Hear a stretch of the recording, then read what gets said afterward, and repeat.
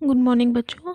आज हम जो चैप्टर 14 कर रहे थे सेमीकंडक्टर्स, उसके मैंने लास्ट टाइम बताया था हम सेमीकंडक्टर्स के नेक्स्ट क्लास में दो टाइप्स पढ़ेंगे। First is intrinsic semiconductor and second is extrinsic semiconductor.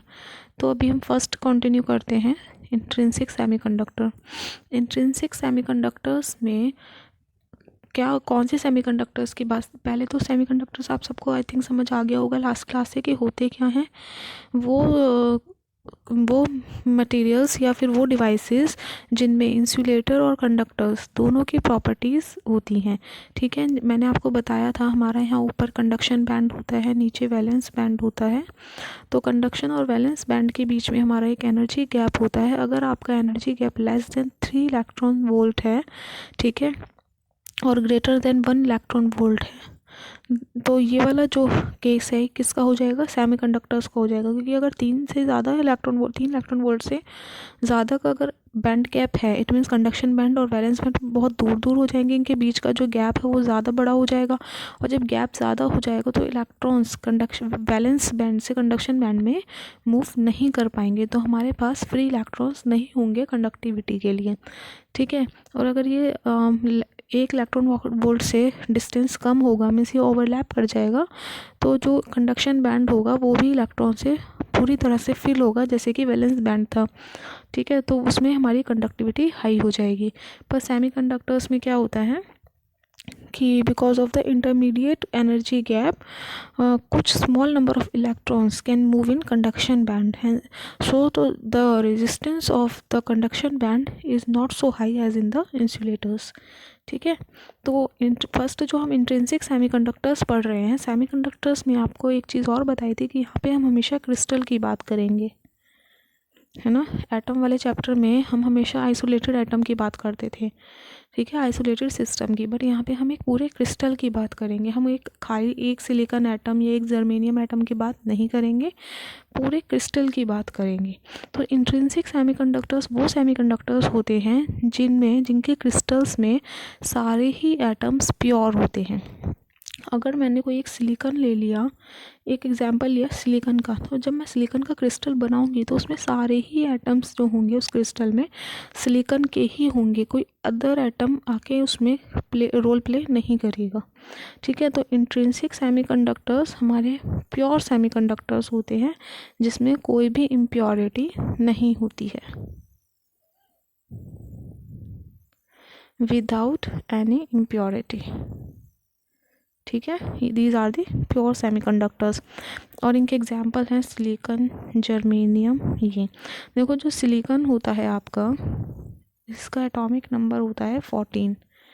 तो इसका इलेक्ट्रॉनिक कॉन्फ़िगरेशन हम ऐसे लिख सकते हैं 1s2 2s2 2p6 3s2 and 3p2। तो इसके आउटर इलेक्ट्रॉन्स कितने हैं, 4। तो इसमें देखो 4 इलेक्ट्रॉन्स इसके पास हैं और इसको 4 ही इलेक्ट्रॉन्स चाहिए अपना शेल को फुलफ़िल करने के लिए, है ना। और अगर मैं एक जर्मेनियम का देखूं तो इसका 32 होता है, तो इसमें भी आप इलेक्ट्रॉनिक कॉन्फ़िगरेशन लिख सकते हो 2p6 3s2 3p6 4s2, इससे पहले 3d10 आता है ना, फिर 4s2 4p2। तो इसके भी आउटर ऑर्बिट में 4 इलेक्ट्रॉन्स आएंगे। तो दोनों ही एग्जाम्पल्स में जो इनके आउटर इलेक्ट्रॉन्स हैं, वैलेंस इलेक्ट्रॉन्स, वो कितने हैं, 4 हैं। तो जब हमारे 4 हैं तो हमें पता चल रहा है कि किस टाइप की बॉन्डिंग करेंगे अगर हम एक क्रिस्टल बनाते हैं। तो ये जो सिलिकॉन और जर्मेनियम है आपके, जिनमें 4 वैलेंस इलेक्ट्रॉन्स हैं, ये आपकी कोवेलेंट बॉन्डिंग के थ्रू क्रिस्टल्स बनाएंगे। ठीक है, अपनी ऑर्बिट्स को कंप्लीट करेंगे 8 इलेक्ट्रॉन से। तो अगर मैं एक क्रिस्टल बनाऊं सिलिकॉन का, सपोज मैं एक क्रिस्टल बना रही हूँ,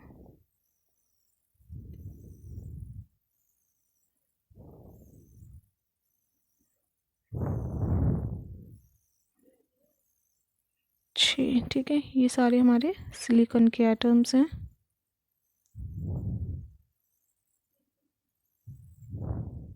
ये आप अपनी कॉपी में साथ के साथ नोट करते रहें।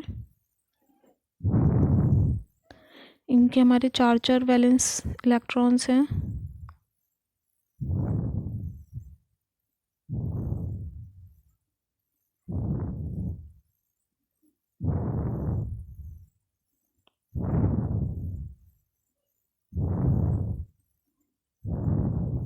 ये ड्रॉ कर लें चारों, और इनके बीच में कोवेलेंट बॉन्डिंग्स दिखानी है। कैसे? शेयरिंग से।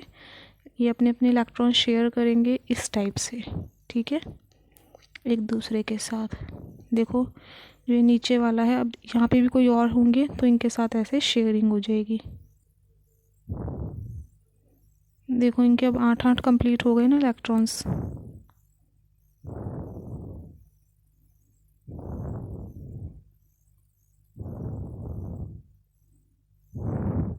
ऐसे ही आप सिलिकॉन की जगह जर्मेनियम का भी बना सकते थे, वो एक ही बात थी, क्योंकि दोनों के ही 4 वैलेंस इलेक्ट्रॉन्स हैं।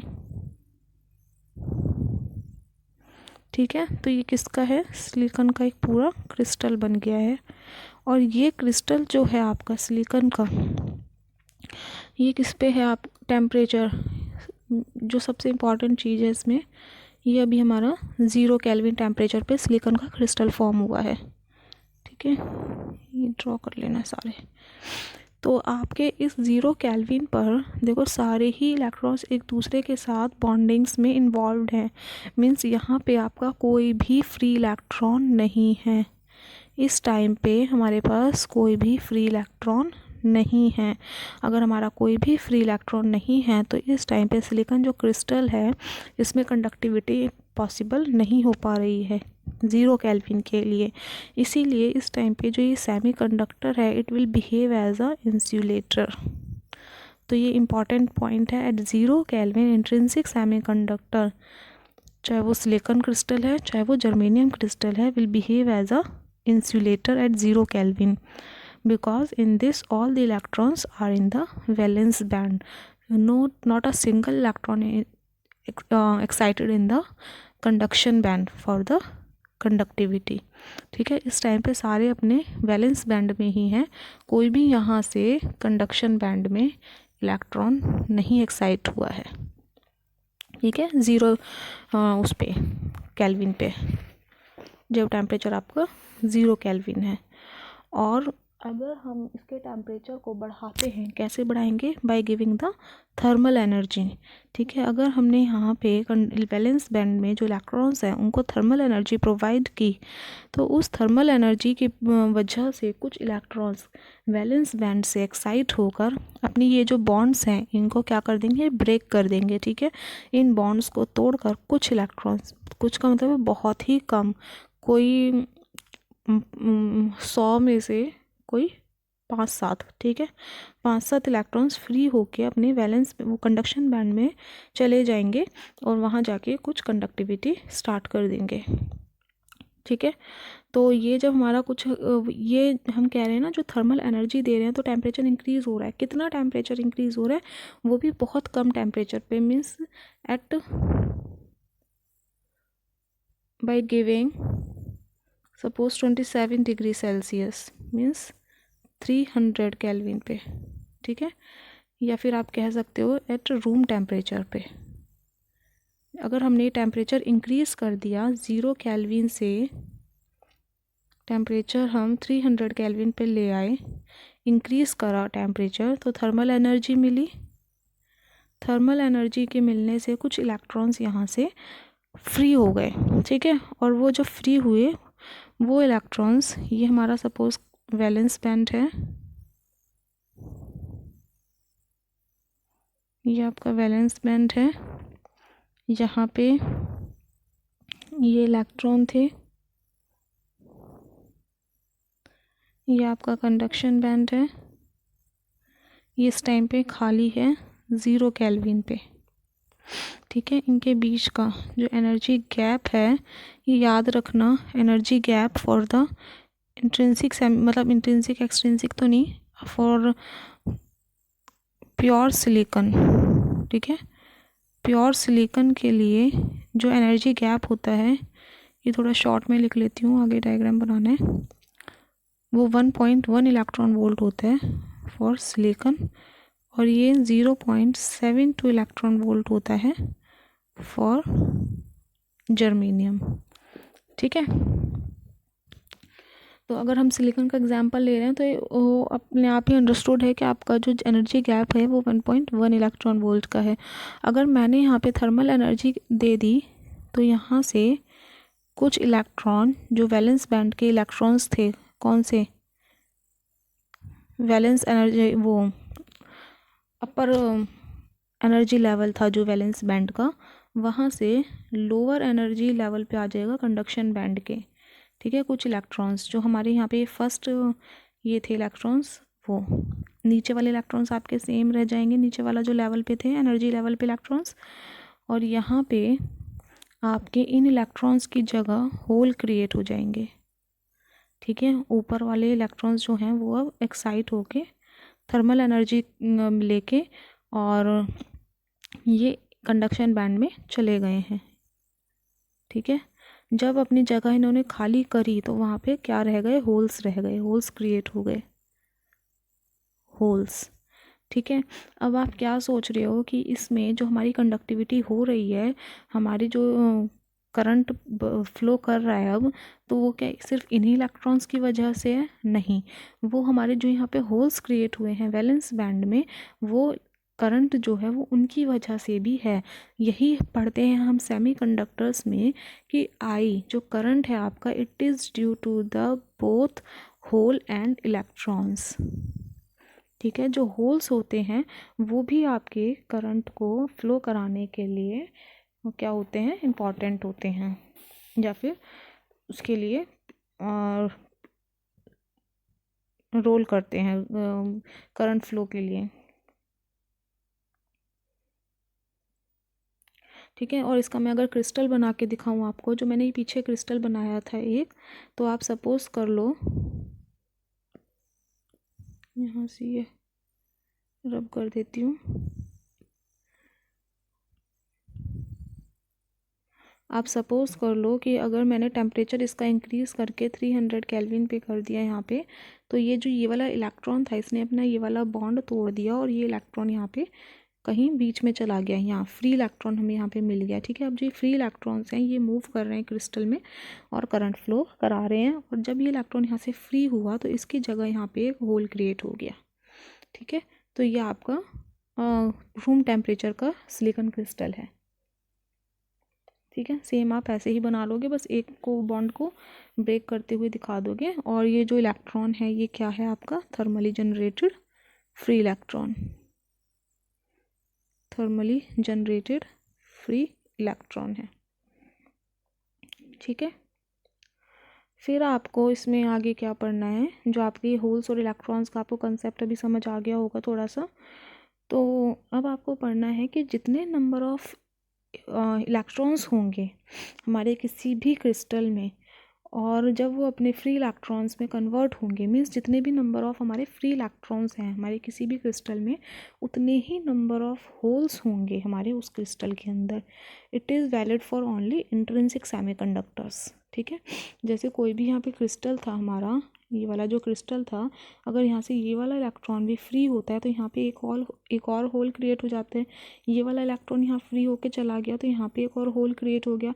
तो अब देखो यहाँ पे कितने इलेक्ट्रॉन्स फ्री हुए, 3 हुए, और 3 ही होल्स क्रिएट हो गए। ठीक है, तो मीन्स जितने नंबर ऑफ इलेक्ट्रॉन्स हमारे फ्री होंगे उतने ही नंबर ऑफ होल्स हमारे वहाँ पे क्रिएट हो जाएंगे। Means number of thermally generated free electrons is equals to number of holes for intrinsic semiconductors। ठीक है, तो Ne is equals to NH हो गया। अब देखो जो ये दो चीज़ें हैं ना, यहाँ पे एक टर्म और आता है Ni विच इज़ इंट्रिंसिक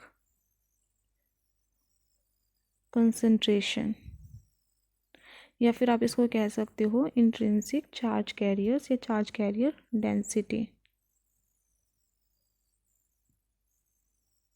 ये क्या होता है इंट्रिंसिक कंसंट्रेशन, कि number of charge carriers in the crystals.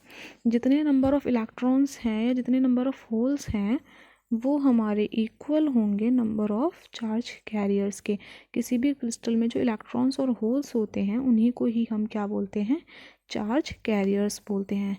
देखो इलेक्ट्रॉन हमारा चार्ज होता है ये हमें पता है ना। चार्ज कैरियर्स क्यों बोल, कैरियर का क्या मतलब होता है, किसी भी चीज़ को कैरी करके रखना है ना, कि यहाँ पे जो करंट फ्लो हो रहा है वो किसकी वजह से हो रहा है, इलेक्ट्रॉन्स को कैरी करवाने से, ठीक है, इलेक्ट्रॉन्स को फ्लो करवाने से हो रहा है। तो रूम टेम्परेचर पे नंबर ऑफ़ चार्ज कैरियर्स हमारे इंक्रीज़ हो रहे हैं यहाँ पे।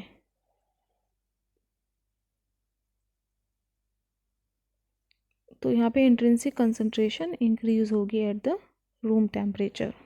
और इसको हम और आगे पढ़ेंगे थोड़ा डिटेल में। तो मैंने आपको बता दिया ये एक पॉइंट है आपका, current in semiconductor it is due to the thermally generated free electrons and holes, ठीक है।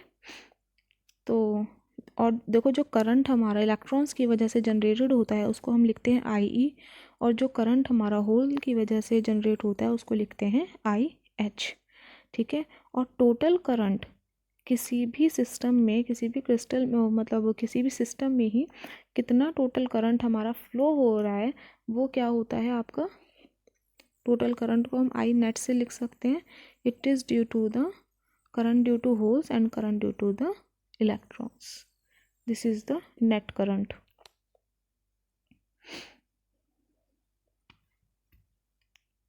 ठीक है। तो देखो जो हम यहाँ पे कह रहे हैं ना कि होल्स की वजह से जो करंट है, बेसिकली ये जो करंट है वो होल्स का हम उसको नाम दे रहे हैं, पर एक्चुअली में रियल मतलब जो हमें दिखाई नहीं देता है, बट जो असल प्रोसेस है वो क्या है, मैंने आपको बताया था अभी यहाँ पे कि ये हमारा वैलेंस बैंड है, ये कंडक्शन बैंड है सपोज़। तो यहाँ पे जो हमारे इलेक्ट्रॉन्स ऊपर गए थे या नीचे होल क्रिएट करके, ठीक है, मैंने कहा कि यहाँ पे इस कंडक्शन बैंड में जो करंट है वो आपका इलेक्ट्रॉन्स की वजह से है, और वैलेंस बैंड में जो करंट है वो आपका होल्स की वजह से है। बट सेकेंड प्रोसेस में क्या होता है, जो आपके जो होल्स आए हैं ना यहाँ पे फर्स्ट एनर्जी लेवल में, ये आपके एनर्जी लेवल्स ही तो हैं, ठीक है, जिनमें ये इलेक्ट्रॉन्स और होल्स रखे हुए हैं।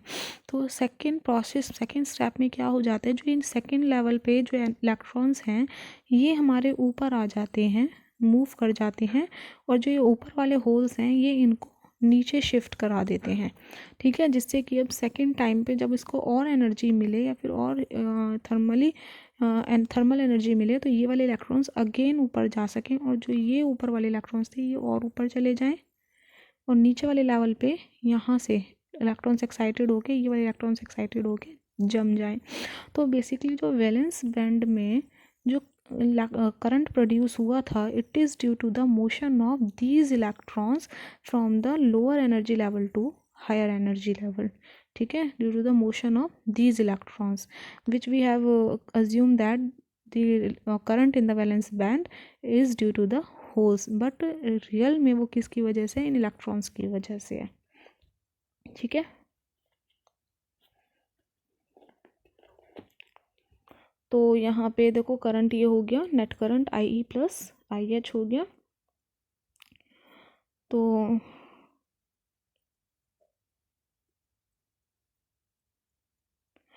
अब देखो यहाँ पे एक चीज़ पूछी है कि अगर हम कहें कि कौन सा करंट बड़ा होता है तो आप क्या कहेंगे। तो हम यहाँ पे कह सकते हैं कि जो हमारा करंट ड्यू टू इलेक्ट्रॉन्स होता है it is greater than current due to holes, by, क्योंकि कंडक्शन बैंड में these electrons are able to move freely, ठीक है, ये हमारे फ्रीली मूव कर सकते हैं, बट वैलेंस बैंड में जो ये होल्स होते हैं ये हमारे फ्रीली मूव नहीं कर सकते। ये मूव कब करते हैं, ये ऊपर से सिर्फ नीचे मूव कर सकते हैं जब ये इलेक्ट्रॉन्स इनको पुश करते हैं नीचे आने के लिए और ख़ुद को ऊपर ले जाने के लिए। So holes in the valence band are not free to move anywhere, ठीक है। तो इसीलिए जो मोबिलिटी होती है होल्स की वो कम होती है as compare to the electrons. ये जो वर्ड है मोबिलिटी ये आपको आगे बहुत सुनने को मिलेगा, मोबिलिटी, मोबाइल्स, जो मोबाइल आपका टर्म है ना वो इसी टर्म से बना है। मोबाइल जो वर्ड है जिसको आप यूज़ करते हो, जो आपने अभी भी हाथों में पकड़ा हुआ है, मोबाइल, वो टर्म यहीं से ड्राइव हुई है मोबिलिटी से। मोबिलिटी मीन्स होता है एबिलिटी टू मूव, इलेक्ट्रॉन्स की एबिलिटी उनको मूव कराने के लिए। ठीक है, हम कहते हैं ना मोबाइल के अंदर जो चिप होती है उसमें मोबाइल चार्ज कैरियर्स होते हैं। मोबाइल चार्ज कैरियर्स कौन से होते हैं? यही इलेक्ट्रॉन्स और होल्स होते हैं, बिकॉज उसमें भी क्या है आपका सेमीकंडक्टर चिप है। That's why current due to electrons is greater than current due to holes. ठीक है, और जैसे जैसे हम टेम्परेचर, और ये सब किस में हो रहा है आपका? At room temperature means 300 kelvin पर। और जैसे जैसे हम इस टेम्परेचर को और ज़्यादा बढ़ाएंगे वैसे वैसे ये इलेक्ट्रॉन्स और ज़्यादा एक्साइटेड हो जाएंगे अपने कंडक्शन बैंड में, और conductivity will also be increased. ठीक है, तो ये था आपका इंट्रिंसिक सेमीकंडक्टर। नेक्स्ट हम पढ़ेंगे एक्सट्रिंसिक सेमीकंडक्टर्स।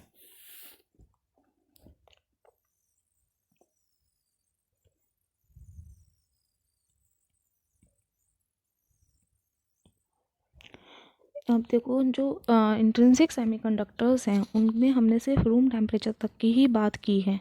ठीक है, और रूम टेम्परेचर पर भी इंट्रिंसिक सेमीकंडक्टर की जो कंडक्टिविटी होती है वो बहुत ही कम होती है, बहुत ही पुअर होती है। इसीलिए हम ज़्यादा कंडक्टिविटी के लिए जो प्योर क्रिस्टल्स होते हैं, जो मैंने आपको भी पीछे बना के दिखाया था सिलिकॉन क्रिस्टल, उनमें हम क्या करते हैं? इम्प्योरिटीज़ ऐड कर देते हैं, कुछ इम्प्योरिटीज़ ऐड कर देते हैं। इम्प्योरिटीज़ ऐड करने का क्या मतलब होता है? कंडक्टिविटीज़ को इंक्रीज़ कराने के लिए हम अपने नेचुरल या फिर प्योर सेमीकंडक्टर्स में, प्योर सेमीकंडक्टर्स में इंट्रिंसिक सेमीकंडक्टर्स, उनमें अपनी कुछ इम्प्योरिटीज़ को ऐड कर देते हैं, फिर हमारी वहाँ से कंडक्टिविटी इंक्रीज़ हो जाती है। इम्प्योरिटी ऐड कराने से कंडक्टिविटी कैसे इंक्रीज़ होती है, अब आप यही सोच रहे होगे, तो वो भी हम नेक्स्ट स्टेप में पढ़ेंगे। ठीक है, तो यहाँ पे इम्प्योरिटी ऐड कराने को हम बोलते हैं डॉपिंग कराना। आपने केमिस्ट्री में ये टर्म बहुत ही अच्छे से पढ़ी हुई होगी, डॉपिंग। ठीक है, किसी भी चीज़ की डॉपिंग, और जिस चीज़ को हम ऐड कर रहे हैं नोन एज डॉपेंट। अगर हमारा एक पूरा सिलिकॉन का क्रिस्टल है और मैंने उसमें कुछ और क्रिस्टल जैसे लाइक फॉस्फोरस या आर्सेनिक, कोई और एटम ऐड कर दिया उस क्रिस्टल के अंदर, तो वो एटम क्या करेगा? उसकी कंडक्टिविटी को इंक्रीज़ कर देगा, और वो atom is known as dopant. The process is known as doping. ठीक है,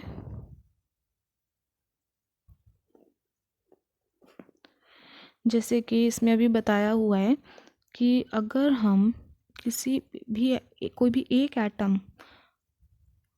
एटम को प्योर क्रिस्टल में ऐड करते हैं, लाइक मैंने कोई एक atom, impure atom, 1 atom add कराया इन 10⁻⁸ प्योर एटम्स में। जो मैंने आपका सिलिकॉन का क्रिस्टल बनाया था, सपोज़ उसमें इतने सिलिकॉन्स हैं और इतने सिलिकॉन्स के बीच में मैंने सिर्फ एक एटम कोई और डाल दिया। ठीक है, तो उस एक एटम में ने क्या काम करा? वहाँ पे उसकी 16 टाइम्स कंडक्टिविटी को इंक्रीज़ कर दिया। ये सिग्मा जो है कंडक्टिविटी का सिंबल है, तो उसने 16 टाइम्स उसकी कंडक्टिविटी को इंक्रीज़ कर दिया। अब ये कह रहे हैं कि जो डॉपिंग होती है ना, ये 2 तरह से होती है या फिर बहुत तरह से होती हैं। तो मैं अभी यहाँ पे आपको थोड़ा सा 2 तरह के डॉपिंग्स को एक्सप्लेन कर रही हूँ। एक तो होती है बाय हीटिंग। अगर हम प्योर सेमीकंडक्टर्स को हीट करा दें, तो हीट कराने से उनसे क्या होता है, जो एटमॉस्फेयर में हमारे इम्प्योर एटम्स हैं वो हमारे प्योर क्रिस्टल्स के अंदर डिफ्यूज़ हो जाते हैं। ठीक है, तो हमारा जो प्योर क्रिस्टल है वो भी इम्प्योर क्रिस्टल की फॉर्म में आ जाएगा, और फिर वहाँ पे हमारी कंडक्टिविटी इंक्रीज़ हो जाएगी। और दूसरा क्या होता है? बॉम्बार्डिंग। ठीक है, अगर हम इम्प्योर एटम्स को एक प्योर क्रिस्टल के साथ बॉम्बार्ड करा दें, तो उनके जो आयंस हैं, इम्प्योर एटम्स के जो आयंस हैं, पॉजिटिव नेगेटिव आयंस जो हम पढ़ते हैं, वो उसमें जाके डिफ्यूज़ हो जाएंगे। ठीक है, तो यहाँ पे जो एक्सट्रिंसिक सेमीकंडक्टर्स होते हैं ये हमारे 2 टाइप के होते हैं, एक एन टाइप और दूसरा होता है हमारा पी टाइप। ठीक है, एन टाइप मीन्स आप कह सकते हो नेगेटिव टाइप और P type is positive type, but ये कोई नेगेटिव और पॉजिटिव रोल प्ले नहीं करते हैं। मैं आपको बता रही हूँ कि नेगेटिव और पॉजिटिव हमने जस्ट इनके वैसे ही नाम रख दिए हैं, आगे एक्सप्लेन करते करते आपको समझ आ जाएगा कैसे। जो एन टाइप एक्सट्रिंसिक सेमीकंडक्टर्स होते हैं वो आपके पेंटावैलेंट इम्प्योरिटीज़ को ऐड करते हैं। देखो पेंटा मीन्स आपको पता है 5 होता है, तो यहाँ पे 5 वैलेंस इलेक्ट्रॉन्स जिस भी एटम के होते हैं वो आपका पेंटावैलेंट एटम होता है। जैसे सिलिकॉन था उसमें 4 वैलेंस इलेक्ट्रॉन्स थे, ठीक है। तो आप सोचो कि 5 किसके होंगे, सिलिकॉन के बाद 15 एटॉमिक नंबर फॉस्फोरस का होता है, तो उसमें 5 वैलेंस इलेक्ट्रॉन्स होंगे, ठीक है। तो इसका जो एग्जाम्पल हो जाएगा वो क्या हो जाएगा, फॉस्फोरस, एंटीमनी, ठीक है, आर्सेनिक। तो ये जो है हमारे फॉस्फोरस जो है, ये तीनों जो हैं ये हमारे पेंटावैलेंट इम्प्योरिटी एटम्स हैं, ठीक है। अगर मैं सिलिकॉन के क्रिस्टल में, जो मेरा यहाँ पे एक सिलिकॉन का क्रिस्टल है ये, इसमें सारे मेरे सिलिकॉन के हैं, ये SI है, ठीक है। इसमें मैंने बीच में एक जगह कहीं भी एक फॉस्फोरस ऐड कर दिया, ठीक है। तो फॉस्फोरस के देखो कितने होते हैं, 15 एटॉमिक नंबर होता है, 1s2 2s2 2p6 3s2 3p3। तो इसके 5 वैलेंस इलेक्ट्रॉन्स होते हैं, ठीक है। तो इसके 5 इलेक्ट्रॉन्स को मैं यहाँ ड्रॉ कर लेती हूँ, 1 2 3 4 5। तो अब देखो इनके 4 ही होते हैं, ये सब इंगेज हो जाएंगे अपने अपनों में, है ना। ये इसके साथ बॉन्डिंग कर लेगा, इसके साथ, ये इसके साथ, ये इसके साथ। अब फॉस्फोरस के जो 4 इलेक्ट्रॉन्स थे, वैलेंस इलेक्ट्रॉन्स, ये अपने आसपास नेबर के 4 नेबरिंग सिलिकॉन्स के साथ इसने कोवेलेंट बॉन्ड बना लिया। बट यहाँ पे देखो एक इलेक्ट्रॉन ऐसे फ्री है जो किसी भी बॉन्ड में नहीं आया है बॉन्ड फॉर्मेशन में। तो ये जो फ्री इलेक्ट्रॉन है ये हमें मुफ्त का ही मिल गया, है ना। हमने तो कुछ किया नहीं, हमने तो जस्ट फॉस्फोरस को ऐड करा दिया उसमें, उसी की वजह से हमें एक फ्री इलेक्ट्रॉन मिल गया। अब जो फ्री इलेक्ट्रॉन है क्या करेगा, कंडक्टिविटी कराएगा ऑब्वियसली, ठीक है। तो यही फ़ायदा था हमारा। वहाँ पे हमें क्या करना पड़ रहा था, थर्मल एनर्जी देके हमें वो इलेक्ट्रॉन फ्री करवाना पड़ रहा था। इंट्रिंसिक सेमीकंडक्टर्स में सारे सिलिकॉन्स जो प्योर थे, ये क्या है आपका इम्प्योर क्रिस्टल है, ठीक है। N type impure crystal, N type means pentavalent. देखो यहाँ पे एक इलेक्ट्रॉन फ्री है, ठीक है। जो यहाँ पे इलेक्ट्रॉन फ्री है, इलेक्ट्रॉन एक एक्स्ट्रा है, इसीलिए इलेक्ट्रॉन क्या है, नेगेटिव चार्ज होता है, ठीक है। इसीलिए हम इसको एन टाइप कहते हैं, ठीक है।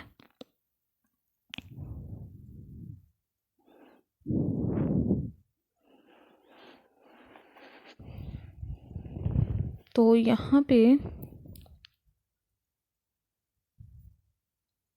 ये जो इलेक्ट्रॉन है फ्री इलेक्ट्रॉन, अब यहाँ पे यही इलेक्ट्रॉन अगर हमने जितना इंट्रिंसिक सेमीकंडक्टर में रूम टेम्परेचर पे उसको पहले बॉन्ड ब्रेक करवाया, फिर वो फ्री हुई, फिर उसने कंडक्शन किया, तो ये जो फ्री इलेक्ट्रॉन है इसको अब हमें इतनी एनर्जी की ज़रूरत है ही नहीं। रूम टेम्परेचर पे भी ये बहुत ही ज़्यादा एनर्जी ऑब्टेन कर लेगा और ये कंडक्शन बैंड में चला जाएगा फॉर द इलेक्ट्रिकल कंडक्शन, ठीक है।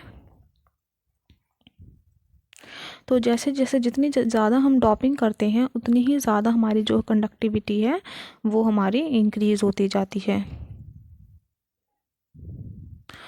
तो ये यहाँ पे कह रहे हैं कि जो हमारे एन टाइप सेमीकंडक्टर्स होते हैं, जो एन टाइप एक्सट्रिंसिक सेमीकंडक्टर्स होते हैं, उनमें 90% कंडक्टिविटी होती है ड्यू टू डॉपिंग, इम्प्योरिटी की वजह से होती है, ठीक है। तो जो ये एन टाइप सेमीकंडक्टर्स है ना, इनको किसी के टेम्परेचर पर डिपेंड होने की ज़रूरत नहीं होती है, और इनको अगर हम रूम टेम्परेचर दे भी देते हैं, देखो जो आपका ये सिलिकॉन का क्रिस्टल, ये सॉरी ये बना है, जो हमने पीछे बनाया था ये क्रिस्टल, ये जो बनाया था हमने इम्प्योर क्रिस्टल, इसमें एक फ्री इलेक्ट्रॉन ऑलरेडी था, तो 90% conductivity is due to this free electron, ठीक है। और अगर हमने इसको रूम टेम्परेचर दे भी दिया, जैसे कि हमने इंट्रिंसिक को दिया था, उस रूम टेम्परेचर की वजह से क्या होता है, ये ब्रेक बॉन्ड्स भी थोड़ा थोड़ा ब्रेक होना स्टार्ट हो जाते हैं। और rest of 10% conductivity is due to this breaking of is due to the breaking of this bonds, ठीक है। तो जो 10% हमारा कंडक्टिविटी होती है due to breaking of covalent bonds, and 90% conductivity is due to the pentavalent impure atoms की वजह से होती है, जो कंडक्शन बैंड में ही चले जाते हैं, ठीक है। और 10% जो ब्रेक होते हैं बॉन्ड्स, वो किस में होते हैं, वैलेंस बैंड में। 90% जो फ्री इलेक्ट्रॉन्स होते हैं वो ऑलरेडी आपके कंडक्शन बैंड में हो जाती हैं, ठीक है। तो यहाँ पे जो सिलिकॉन एटम्स हैं, अब यहाँ पे देखो फ्री इलेक्ट्रॉन तो ऑलरेडी था, अब यहाँ पे होल्स का क्या काम है, होल्स तो अभी तक आए ही नहीं है यहाँ पे। अगर देखो मैं एक सिलिकॉन एटम ये क्रिस्टल एक दोबारा बना के दिखा देती हूँ आपको।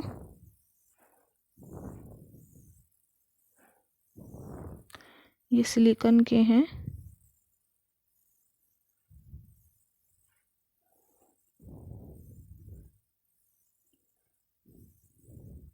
ये बीच में एक फॉस्फोरस है, ठीक है। फॉस्फोरस के हमारे 5 होते हैं, इसके हमारे 4 होते हैं।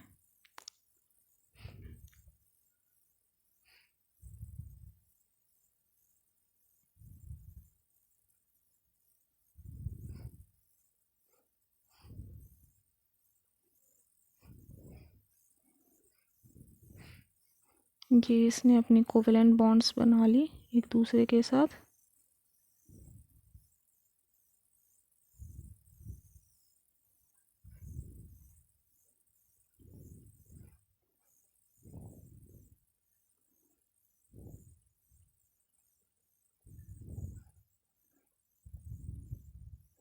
ठीक है, हो गए ना सारा। तो अब देखो फॉस्फोरस के एक जो फ्री इलेक्ट्रॉन है, ये फ्रीली मूव कर रहा है हमारा, ठीक है।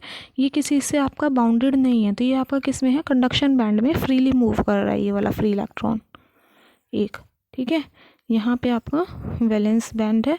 अब आपका अगर थर्मल एनर्जी इस क्रिस्टल को मिलती है, ये जो आपका इम्प्योर क्रिस्टल है, इसको अगर थर्मल एनर्जी कहीं से मिलती है, तो उस थर्मल एनर्जी की वजह से आपके कुछ बॉन्ड्स जो हैं वो ब्रेक हो जाएंगे। बॉन्ड्स ब्रेक हो जाएंगे, सपोज़ ये वाला बॉन्ड आपका ब्रेक हुआ और यहाँ से जो ये वाला इलेक्ट्रॉन था ये भी आपका बाहर आ गया कंडक्शन बैंड में, ठीक है। तो अब इसकी जगह क्या हुआ, एक होल क्रिएट हो गया, समझ रहे हो।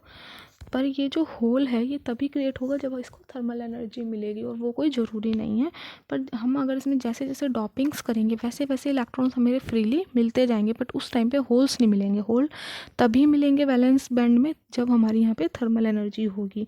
तो इसीलिए यहाँ पे जो नंबर ऑफ़ इलेक्ट्रॉन्स हैं, free electrons, this is much much greater than number of holes, ठीक है। क्योंकि जो ये बॉन्ड फॉर्मेशन, जो ये बॉन्ड ब्रेक हो रहा है वो 10% हो रहा है बस, और 90% आपकी जो कंडक्टिविटी है वो किससे मिल रही है आपको, इन फ्री इलेक्ट्रॉन्स की वजह से मिल रही है। ये थर्मली जनरेटेड फ्री इलेक्ट्रॉन नहीं है। थर्मली जनरेटेड फ्री इलेक्ट्रॉन ये वाला है जहाँ पे होल क्रिएट हो रही है। इन दोनों में डिफरेंस समझना, ठीक है। तो इसके लिए हम एनर्जी बैंड क्या बना सकते हैं, energy band for the N type draw कर लेते हैं एक बार।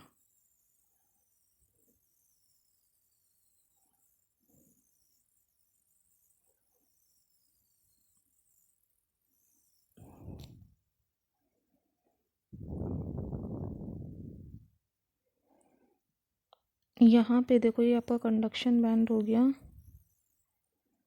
ये आपका वैलेंस बैंड हो गया। वैलेंस बैंड में ये सारे इलेक्ट्रॉन्स थे, और सपोज़ एक आपका बॉन्ड टूटा तो यहाँ पे होल क्रिएट हो गया, और इसका जो इलेक्ट्रॉन था वो यहाँ पे आपका ऊपर चला गया, ये वाला सिर्फ।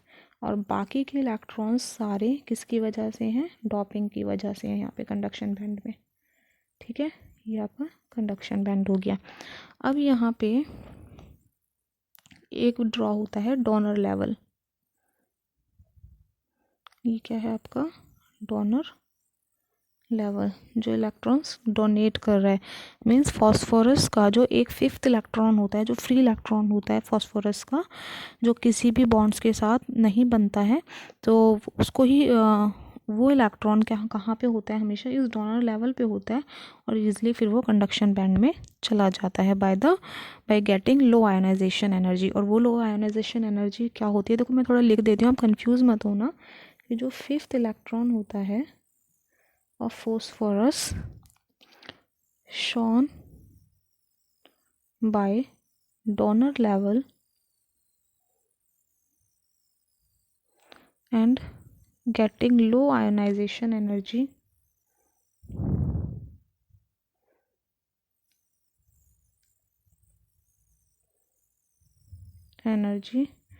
and it excited from donor level to lower conduction band level। ठीक है। और जो ये आयनाइजेशन एनर्जी होती है आपकी, ये आयनाइजेशन एनर्जी ये आपकी 0.05 इलेक्ट्रॉन वोल्ट होती है for silicon and 0.01 electron volt होती है फॉर जर्मेनियम। ठीक है। तो यहाँ पे देखो फॉर एन टाइप सेमीकंडक्टर्स के लिए मैंने अभी जैसे कि लिखा कि number of electrons is much greater than number of holes in an type extrinsic semiconductors में। तो यहाँ पे जो चीज़ ज़्यादा है वो क्या होगी, आपकी majority carriers, majority charge carriers बोलते हैं उसको, और जो चीज़ कम होती है उसको क्या बोलते हैं, माइनॉरिटी चार्ज कैरियर्स। ठीक है। तो in the N type semiconductors electrons are majority charge carriers and holes are minority charge carriers। ठीक है।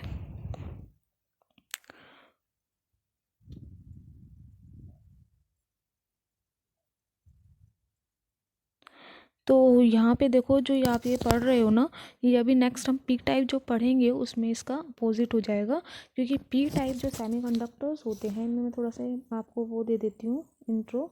पी टाइप सेमीकंडक्टर्स में हम हमेशा ट्राइवेलेंट ये सारे ही इम्प्योरिटीज़ हैं, एन टाइप भी पी टाइप भी, क्योंकि ये किसके टाइप्स हैं, एक्सट्रिंसिक सेमीकंडक्टर्स के हैं जहाँ पे हम डॉपिंग कर रहे हैं। एन टाइप में हम पेंटावेलेंट डॉपिंग कर रहे हैं और पी टाइप में हम ट्राइवेलेंट डॉपिंग कर रहे हैं। ठीक है, ट्राइवेलेंट डॉपिंग कर रहे हैं। तो ट्राइवेलेंट डॉपिंग में ट्राइवेलेंट इम्प्योरिटीज़ में देखो एल्यूमिनियम हो गया, इसका अगर मैं सिलिकॉन के बीच में एल्यूमिनियम को डाल देती हूँ तो इसके कितने हैं फ्री इलेक्ट्रॉन्स, 3 हो जाएंगे, क्योंकि अगर हम इसका लिखते हैं इलेक्ट्रॉनिक कॉन्फ़िगरेशन 13 होता है, 1s2 2s2 2p6 3s2 3p1। तो आउटर वैलेंस इलेक्ट्रॉन्स कितने हैं, 3 हैं। तो सिलिकॉन का अगर हम एक क्रिस्टल बनाऊँ मैं यहाँ पे और उनके बीच में एक एल्यूमिनियम को इंट्रोड्यूस कराऊँ यहाँ पे, तो एल्यूमिनियम के तो सिर्फ 3 हैं। ठीक है। तो यहाँ पे तो कुछ नहीं है फ्री है, तो यहाँ पे क्या होगा, एक होल होगा। तो यहाँ पे हमें जितनी हम डॉपिंग कराते जाएंगे उतने नंबर ऑफ होल्स हमें एक्स्ट्रा फ्री के मिलते जाएंगे, और यहाँ पे जो करंट होगा वो होल्स की वजह से ज़्यादा होगा एज़ कम्पेयर टू इलेक्ट्रॉन्स। और मेजॉरिटी चार्ज कैरियर्स भी किसके कौन से ज़्यादा होंगे, होल्स होंगे यहाँ पे। ठीक है। तो वो एन टाइप का थोड़ा सा अपोजिट हो जाएगा, कि एक बार आप खुद से भी पढ़ के देखना एनसीईआरटी से, ये इतना कुछ मुश्किल नहीं है, सेम ऐसा ही है, आप खुद ट्राई करना, फिर मैं पढ़ाऊँगी कल की क्लास में इसको। इसके और भी एग्जांपल्स आप ले सकते हैं, बोरोन ले सकते हैं, एल्यूमिनियम ले सकते हैं। ठीक है। बट हम एल्यूमिनियम को ही क्यों रिप्लेस करेंगे सिलिकॉन से, क्योंकि ये सिलिकॉन के सबसे नियरेस्ट है। सिलिकॉन का 14 है, एल्यूमिनियम का 13 है, और फॉस्फोरस का 15 था, इसीलिए हमने फॉस्फोरस को सिलिकॉन के साथ लिया था और एल्यूमिनियम को सिलिकॉन के साथ लेंगे। तो नेक्स्ट डे पी टाइप भी थोड़ा सा पढ़ना, अगर हो जाता है तो पूरा कर लेना।